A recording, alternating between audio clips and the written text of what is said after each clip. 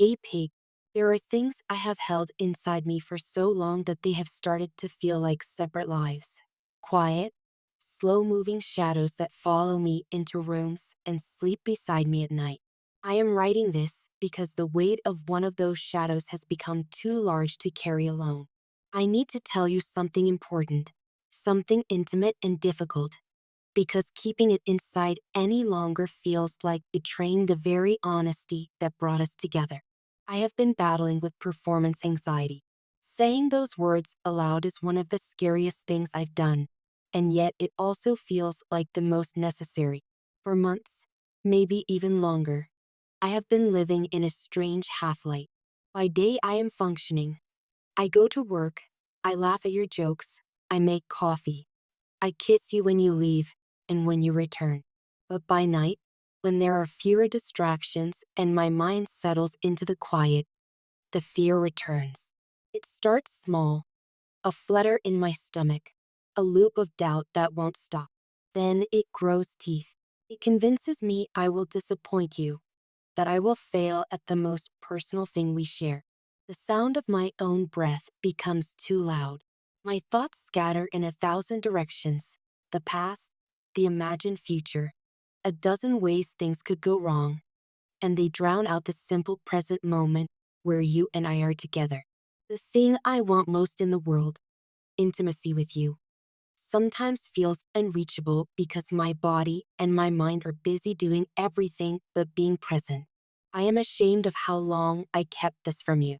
Shame has a way of shrinking a person, and it kept me silent. I worried that saying it would change you, that you might look at me differently, that you might lose trust or patience. I feared being seen as less desirable, less capable, less whole. But the truth is that this silence has only deepened my struggle. Hiding it has made the anxiety more powerful because it feeds on secrecy and shame. So I am choosing to break that silence now because you deserve the truth and because I want us to face this together. When I think about when this started, it's hard to place an exact moment. There were nights when it was easy and effortless, when we'd melt into each other and everything felt natural. Those memories are not lost. They are part of the reason I am fighting. But for a while now, closeness has been complicated by a pressure I put on myself. It is a pressure built from expectations, some internal, some cultural, that say sex must be performance, a clean success or failure. Instead of letting desire guide me, I often encounter a checklist in my head. Am I doing this right? Am I satisfying you? Do I look confident? Are my body and my mind cooperating? The questions are noisy and unkind, and they steal the present from both of us. When the panic arrives, it is physical as well as mental. My hands go cold, or they sweat. I lose my rhythm. I might go blank, or I might rush, trying to outrun the fear. Afterwards, I feel defeated, ashamed and small, and that shame makes me want to withdraw. I know retreating hurts you. I see the confusion on your face when I pull away and try to hide what has happened. That image of you puzzled and perhaps a little hurt is one of the sharpest pains I carry. I never wanted to be the source of your confusion or to make you question yourself. So please believe me when I say this. You are not the cause. You have been loving and patient and generous. This is something inside me that I need to face, not something you did to me. I want to be explicitly clear about that because I can imagine you blaming yourself. Maybe you've wondered if you said the wrong thing, if something about the way you touched me made me recoil, or if you did not do enough to reassure me. Those thoughts would be natural, but they are misplaced. My anxiety is an internal loop, often unrelated to anything external. It is fueled by fear, by past disappointments, by the part of me that catastrophizes and assumes the worst. Sometimes it's a conditioned response to some previous awkward moment. Sometimes it's just my brain misfiring and reading threat where there is safety. None of it reflects your worth or your desirability.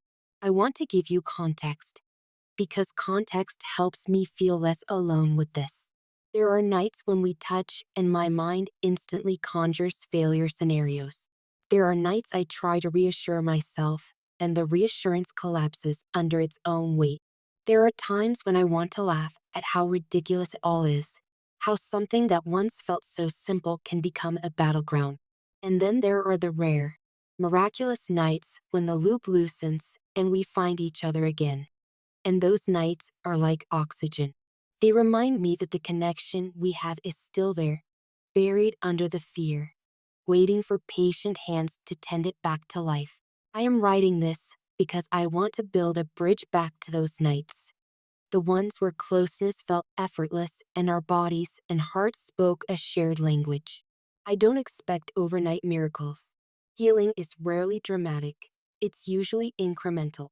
It's the small practices, repeated with care, that change the shape of things. So I want to propose concrete steps, simple, practical things I am willing to try and that I hope we can try together. Not because I want to script our intimacy, but because a little structure may lessen the pressure and give us room to breathe. First, slower beginnings. Let's stop thinking of intimacy as needing to peak quickly.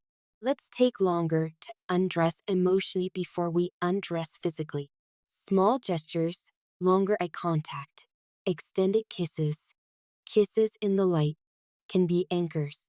Let's build rituals of approach. A particular song, a short moment of breathing together, or an agreed upon phrase that signals safety. These are small anchors that say to my body, you are allowed to relax now. Second, communication that isn't performance focused. After we're close, let's check in without analysis or blame. A simple, how was that for you? Said gently can open the door to honest sharing. I will work on telling you what I feel in the moment, when panic is starting, when I need a pause, when I want more time. I know that transparency makes me vulnerable, and vulnerability is uncomfortable, but it is the only way I know to dismantle the shame. Third, physical practices. I want to learn ways to ground myself when anxiety flares. Breathing techniques, progressive muscle relaxation, grounding exercises where I focus on specific sensations. I am ready to practice these regularly so that they become available tools rather than emergency improvisations. I would welcome your participation if you want to be part of those practices, but I also respect if you'd rather not. The goal is to remove crisis and replace it with routine. Fourth, professional help. I'm open to therapy or counseling focused on sexual health and performance anxiety.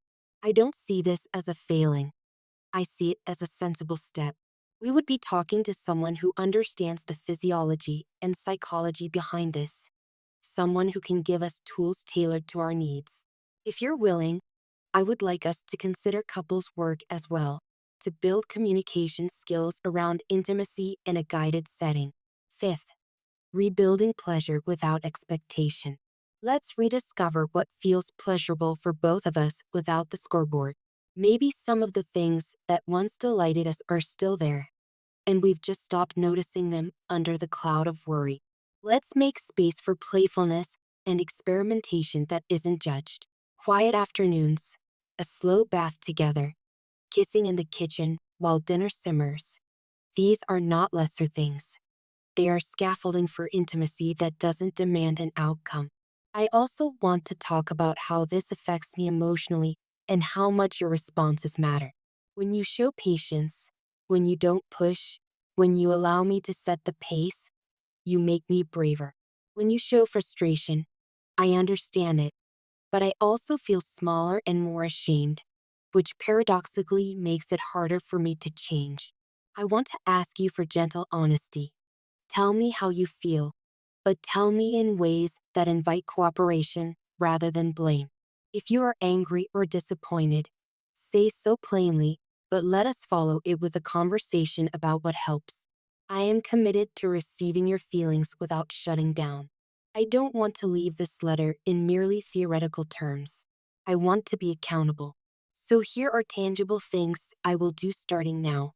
I will start practicing a daily 5-minute grounding routine aimed at reducing general anxiety.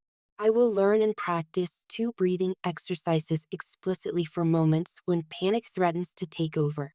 I will book an appointment with a therapist who specializes in sexual performance issues within the next few weeks and keep you informed about what I learn. I will set aside a weekly us time, no distractions, where we can talk about what's working and what isn't. I will also write shorter notes to you when I notice progress, small acknowledgments of the tiny victories we achieve together. And I want to promise you something more: patience. Not because I expect you to be a saint, but because the only way forward is steady, imperfect progress. I will not pressure you to be endlessly accommodating, but I will ask for your patience when I fail. I will work to transform the shame into curiosity about why my body does what it does, and I will celebrate small successes with you. I will not hide setbacks. I will tell you when I stumble so you don't have to guess. I also want to make sure this is a two-way conversation. Tell me what you miss, what you'd like more of, and what feels painful. Let's negotiate new expectations together. If there are things you want to stop or start, say them. I don't want you to sacrifice your own pleasure or peace out of loyalty to me. Our intimacy must belong to both of us. If at any point you feel resentful or depleted, I want you to tell me. Resentment left unspoken will corrode good intentions faster than anything else. There will be days when progress feels invisible. That will be hard. At times, I will feel discouraged and wonder if the work is worth it. On those days, I will remember why I started this letter. Because you matter to me, because our connection is vital, and because I believe we can rebuild what has been shaken. I will lean on the small rituals we establish and on the memories of the nights when things felt right. I will remind myself that healing is messy and often slow, but it is possible. I also want to acknowledge a painful truth. This may not be easy for you either. Supporting someone through anxiety can be taxing. I see how you sometimes look tired or worried, and that pain is not lost on me. Thank you for staying, even when things feel uncertain. Thank you for the quiet gestures, your hand at the small of my back, the way you warm my coffee, the way you laugh with me at the silliest things. Those moments are lifelines. I promise to honor your effort by doing the inner work that is mine to do. If you ever feel like this letter is too much or you need space to process, take that time. I will understand. But when you are ready, please tell me how you feel about me, about us, about what you want moving forward. Let's be honest about our disappointments and our hopes. I want this to be a conversation that we return to often, not a single confession that disappears into the night. To close, I want to say again, I love you. That statement carries with it the truth that I am willing to try, to be vulnerable, to fail and try again. I am choosing to invest in us because you are worth it. I want a future where our bedroom is a place of safety and joy, not a site of anxiety or measurement. I want to be the partner who meets you with presence, who learns the contours of your needs, and who gives you as much tenderness as you have given me. I believe we can do this if we are patient, consistent, and kind to ourselves and to each other. Thank you for listening. Thank you for staying. Thank you for loving me even when I am afraid. I will meet you in the small, brave steps ahead, breath by breath, moment by moment, until the anxiety loosens its grip and we find our way back to the easy, luminous closeness that used to feel like home. Always.